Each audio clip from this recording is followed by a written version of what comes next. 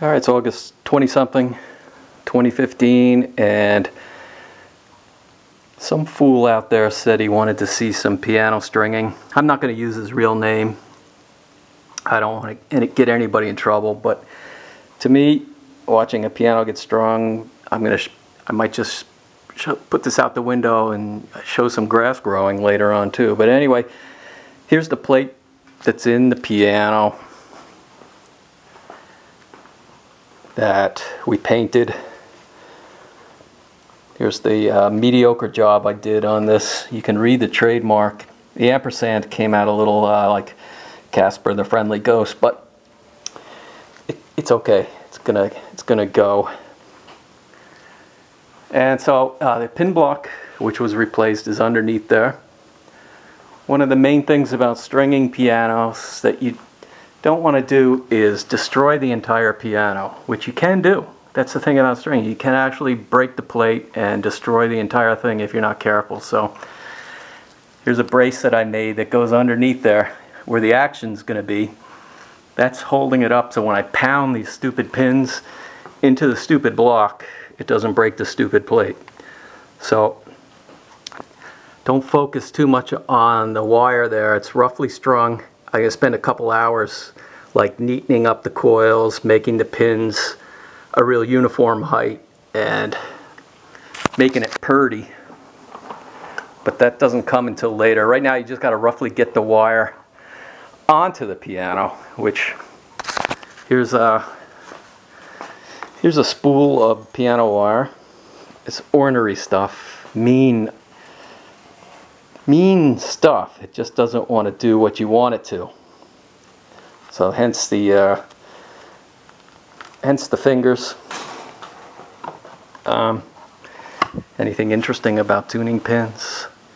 Probably not, except that when I was a kid, when I started this, I don't know where the tuning pins came from, but they were so irregular that we had to check every pin to see if it was too big or too small, and we put the big ones over in the bass and the small ones in the treble. And then the Japanese came along and they started making really beautiful pins that were consistent. You didn't have to check them. And then the Germans, not to be outdone, came along after that and said we're going to make even better ones. So that's where that is. So anyways, maybe you can see, maybe I can get this into a spot where it's not going to fall down. You can see it. The guy I learned stringing from spent 20 years at Steinway's Rebuilding Factory. They not only make pianos, but they also will take your old piano and do what I did to it and charge you a lot of money to do it. But so the first part of it is the most important part, is making this thing called a becket. I just made a bend there, wrapped 3 turns around there, and that's how you start.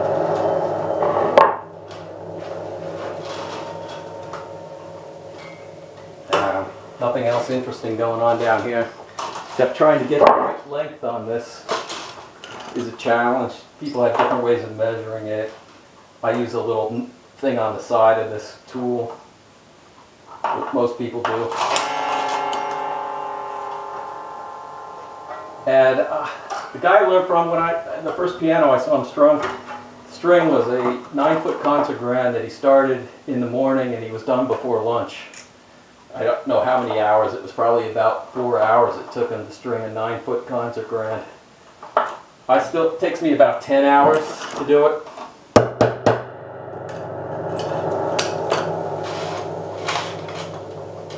So I don't know if there's you need to see any more than this. This is kind of what you do ad nauseum. Just making sure you have the right gauge wire. These are all different sizes.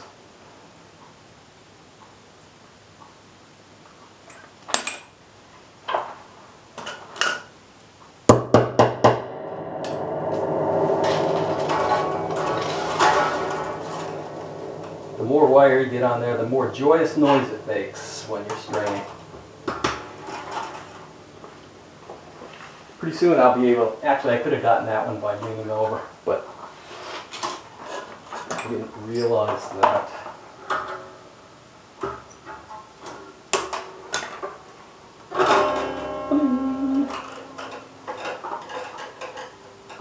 nervous. I'll probably put the string in the wrong place.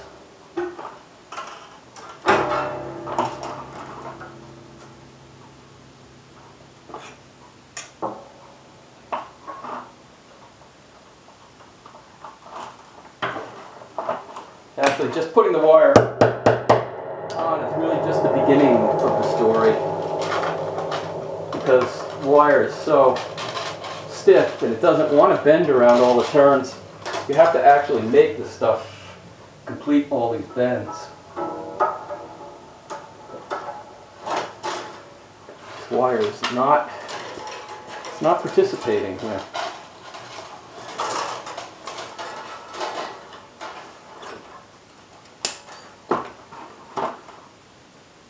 The pants are also falling off.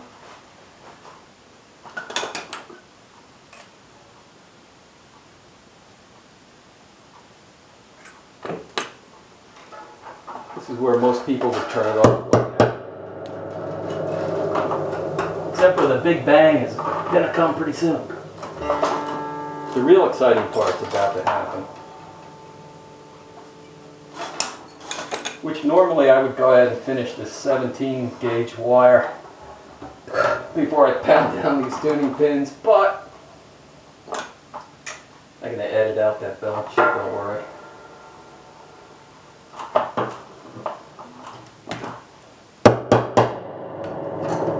But because I want to get this over with, the stupid video over with.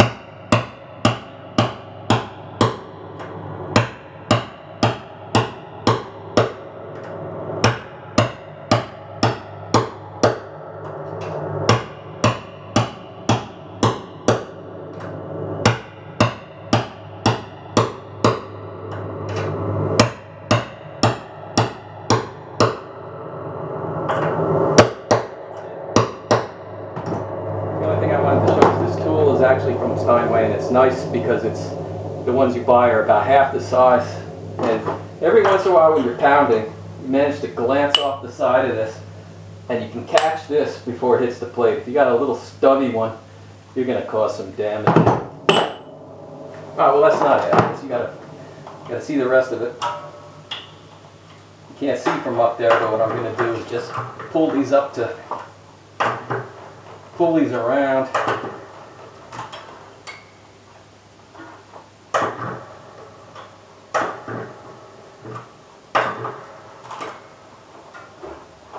Tighten them up, and just do that for a day or two.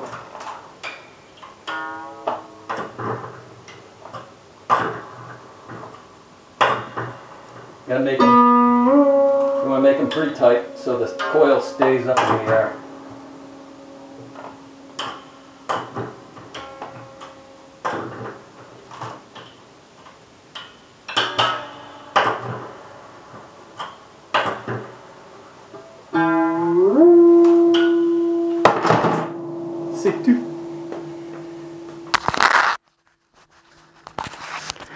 See, I didn't pound those in at the right height, but you can always pound them down lower.